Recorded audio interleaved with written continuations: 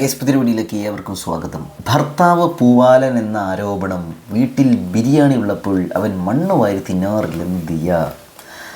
വീട്ടിൽ ബിരിയാണിയാണ് മോളെ, മണ്ണ് വാരി അവൻ തിന്നാറില്ല. അതാണ് മോളെന്താ കൊടുത്തത്? ഭർത്താവ് പൂവാലൻ എന്ന ആരോപണം. വീട്ടിൽ ബിരിയാണി ഉള്ളപ്പോൾ അവൻ മണ്ണ് വാരി തിന്നാറില്ലെന്ന് ദിയ. അടിച്ച് കരണം പൊളിക്കണമെന്ന് ശ്വാസിക.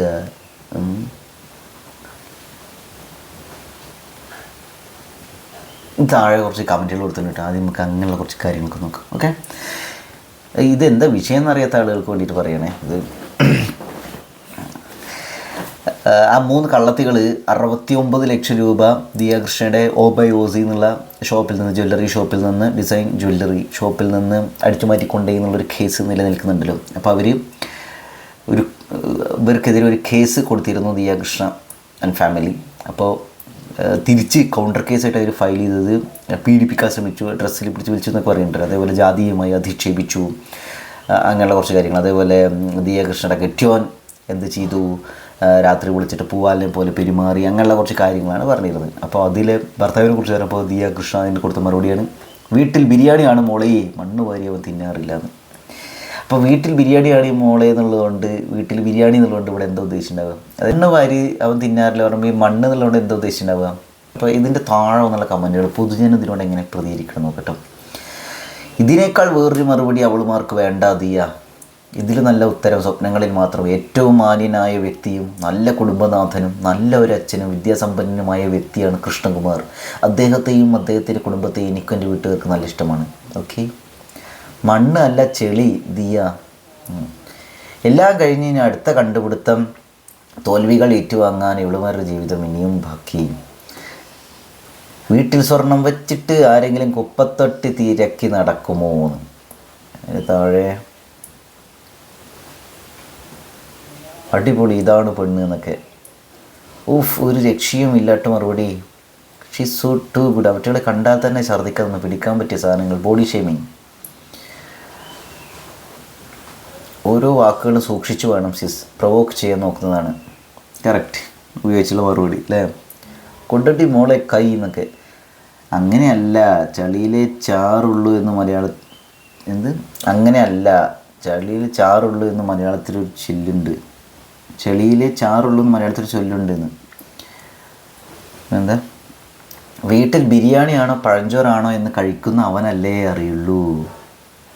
വീട്ടിൽ ബിരിയാണിയാണോ പഴഞ്ചോറാണോ എന്ന് കഴിക്കുന്ന അവനല്ലേ അറിയൂ എന്നൊരു റിപ്ലൈ, ഒരു കമൻറ്റ്. അതിന് താഴെ റിപ്ലൈ, അങ്ങനെ അല്ലെങ്കിൽ അവൻ വന്നു തിരുത്തട്ടെ, നീ എന്തിനാ കഴിക്കുന്നേ?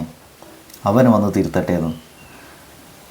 അങ്ങനെയാണെങ്കിൽ ഇപ്പോൾ ദിയ കൃഷ്ണ അല്ലല്ലോ സംസാരിക്കേണ്ടത് സ്റ്റാർട്ടിങ്ങിൽ തന്നെ വീട്ടിൽ ബിരിയാണിയാണെന്ന്. അത് അവനല്ലേ പറയുന്നുണ്ട്. നമ്മളങ്ങനെ പറഞ്ഞ പ്രശ്നം. നമ്മൾ ഇതേപോലെ ഒരു മറുപടി കൊടുക്കണമെന്ന് മാത്രം. ഇതൊന്നുമില്ല കേട്ടോ. ഇത് നമ്മൾ ഒരാളെ സപ്പോർട്ട് ചെയ്യണം അങ്ങനെയൊന്നുമില്ല. ദുരുപയോഗത്തിൽ വരുന്ന കാര്യങ്ങളെ നമ്മൾ ചുമ്മാ എടുത്ത് നോക്കുമ്പോൾ എന്താ പരിപാടി? അയ്യേ, കൂട്ടുകാരൻ്റെ ബിരിയാണിയെന്ന് അറിയില്ല. എന്നും ബിരിയാണി തിന്നുന്നവൻ കപ്പയും മീനും കൂട്ടി കഴിച്ചാൽ വീട്ടിൽ ബിരിയാണികൾ എന്നാണ് പറയാ. മണ്ണ് അല്ല തീട്ടം എന്ന് പറയുന്നു. കുറച്ച് കൂടിപ്പോയി, മണ്ണ് ആക്കേണ്ടിയില്ലായിരുന്നു, പഴങ്കഞ്ഞി എന്ന് പറയുമായിരുന്നു. ബിരിയാണി ഡെയിലി 4 നേരം തിന്ന് 2 ദിവസം കഴിയുമ്പോൾ കഞ്ഞി കുടിക്കാൻ തോന്നും. മണ്ണല്ലെങ്കിലും ആരും തിന്നാറില്ലല്ലോ.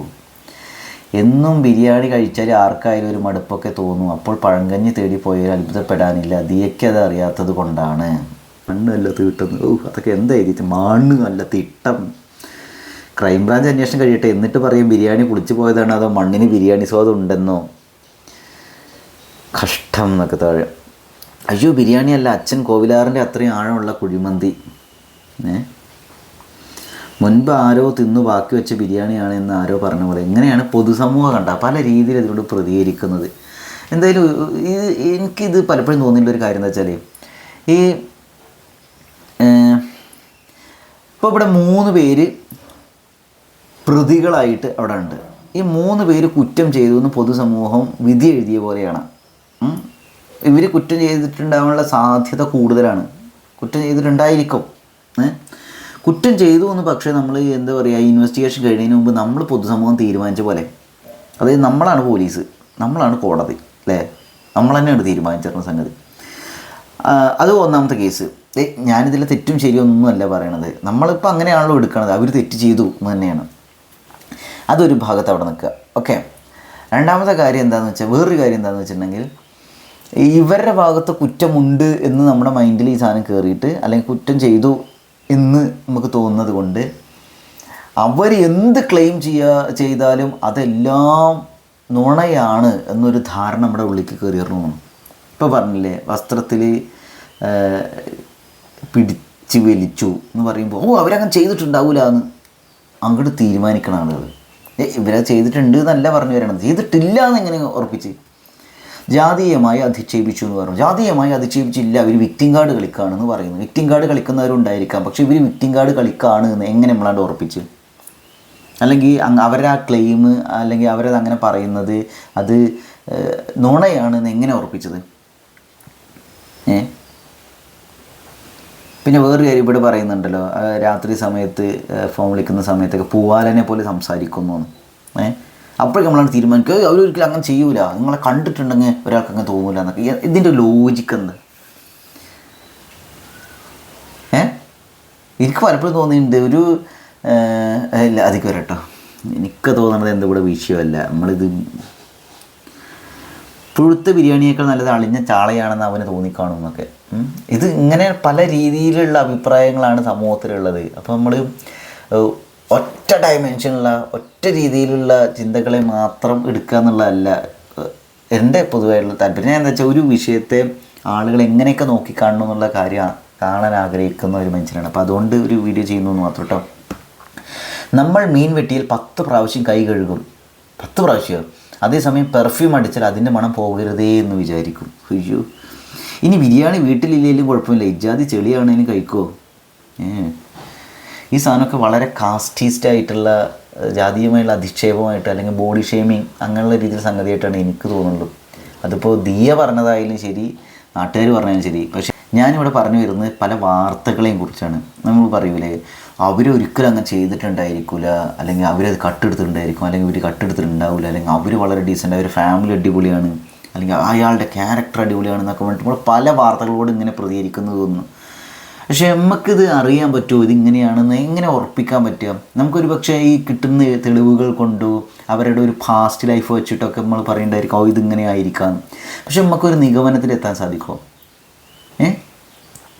നമ്മൾ പല കാര്യങ്ങളും ചെയ്യുന്നതാണ്. ഇയാൾ കണ്ടോ എന്ത് രസമായിട്ടാണ് ആൾ. ഇപ്പോൾ ചില ആൾക്കാർ ഇങ്ങനെയാണ്, അവരുടെ പ്രസൻറ്റേഷനൊക്കെ അടിപൊളിയായിരിക്കും, നമ്മളെ ഇമോഷണലി അപ്പീൽ ചെയ്യുന്ന രീതിയിലുള്ള പ്രസൻറ്റേഷൻ ആയിരിക്കും പല കാര്യങ്ങളും, അല്ലേ? അപ്പോൾ നമ്മൾ എന്ത് ചെയ്യാന്ന് വെച്ചാൽ, അവരൊരിക്കലും അങ്ങനെ ചെയ്യൂല കേട്ടോ, അവർ ഭാഗത്ത് ശരി, അവർ കണ്ടറിയാം, അവരങ്ങനെ ചെയ്യൂല, ബാക്കിയുള്ളൊരു മോശക്കാർ എന്നുള്ള രീതി. ഇങ്ങനെ നമ്മളെ ചിന്തിപ്പിക്കാൻ പ്രേരിപ്പിക്കുന്നത് എന്താ? നമ്മുടെ ഉള്ളിലുള്ള കുറേ മുൻവിധികളല്ലേ? അല്ലേ? എനിക്കങ്ങനെയാണ് തോന്നണത്. മുൻവിധികൾ മാത്രമല്ല, നമുക്കിത് കാണുമ്പോൾ തന്നെ നമ്മളൊരു വിചാരിക്കുകയാണ്. അതായത് വിഷ്വലി അപ്പീലിംഗ് ആയ, അല്ലെങ്കിൽ എന്താ പറയുക, നമ്മളെ മാനസികമായിട്ട് ഇമോഷണലി അട്രാക്റ്റ് ചെയ്യുന്ന, നമുക്ക് എന്നുള്ളൊരു ഫീല് തരുന്ന എന്തോ അത് സത്യമാണ്, അതിൻ്റെ കൂടെ നിൽക്കാം എന്നൊരു തോന്നൽ പലർക്കും ഉണ്ട് എന്ന് തോന്നുന്നു. എന്ന് കരുതിയിലൂടെ പറയുന്നത് വേറെ പറയുന്നത് വിഷ്വലി അപ്പീലിംഗ് അല്ല എന്നല്ല. വിഷ്വലി അപ്പീലിംഗ് നമുക്കല്ല എന്ന് തോന്നണതിൻ്റെ കൂടെ ചില ആളുകൾ അവർക്ക് നമുക്ക് ഒരു സാധനം വിഷ്വലി അപ്പീലിംഗ് അല്ല വിചാരിക്കാം, അല്ലെങ്കിൽ നമുക്ക് ഇഷ്ടമല്ല വിചാരിക്കാം, അതിന് ഇഷ്ടപ്പെടുന്ന ആളുകൾ ഇപ്പുറത്തുണ്ടായിരിക്കും. ഓക്കെ, അപ്പോൾ സംഗതി ഇത്രയേ ഉള്ളൂ.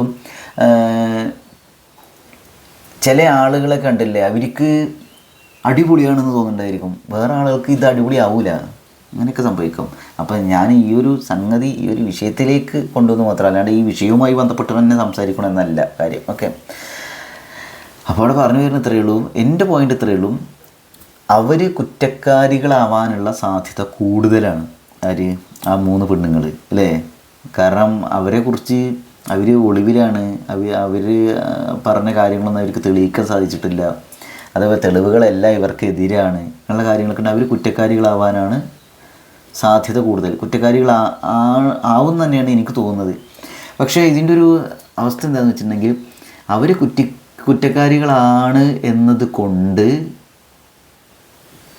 അവരുടെ ഈ ക്ലെയിംസ് എല്ലാം നമുക്ക് നെഗറ്റ് ചെയ്യാൻ പറ്റുമോ? ഇനി ബിരിയാണി വീട്ടിലേലും കുഴപ്പമില്ല, ഇജാതി ചെളി ആരെങ്കിലും കഴിക്കുമോ? അത്രയേ ഉള്ളൂ. അങ്ങനെയൊക്കെയാണ് സംഭവങ്ങൾ. ഓക്കെ, അത് വേറെ വീഡിയോയിൽ കാണാം.